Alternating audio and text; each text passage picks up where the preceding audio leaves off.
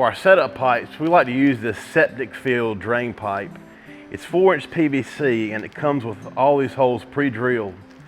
And what these are going to do is allow water to come out of the mixture as it settles down and drain. So once we remove this, it'll keep a nice cylinder shape inside the Johnson Sioux. The first thing we're going to do is cut the PVC to 6 foot. We use 6 foot because it works with our Johnson Sioux measurements. You might need to do it more or less depending on your height, but you basically want to leave enough room on top so that you can remove the pipe from the Johnson Sioux once it's settled. Once you've got your pipe cut to length, we add handles to the pipe that makes it a lot easier to remove once the material is settled in the Johnson Sioux. Another thing that we do here are add these plugs to the end of the pipe.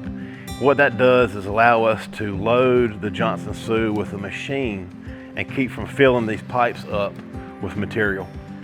To make these plugs, we use a piece of treated wood larger than 4 inches.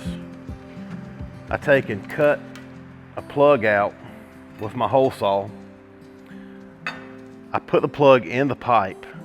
Using a heat gun, I heat up the pipe so that it's malleable, and then I put a worm drive clamp on there. What that does is holds the shape of the plug, kind of tightens it to it. Once the pipe cools off, you can remove the clamp and add screws to hold it in place. And the reason why we do this instead of putting a cap on top is because we've had problems with the caps coming off, and this method does not come off.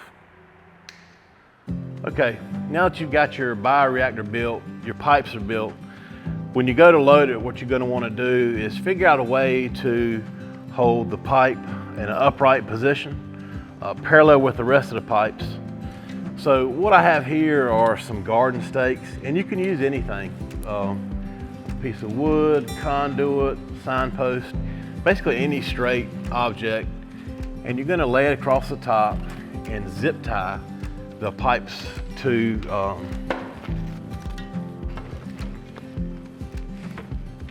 your stake, in my case, stake. And what that's going to do is make it stay upright.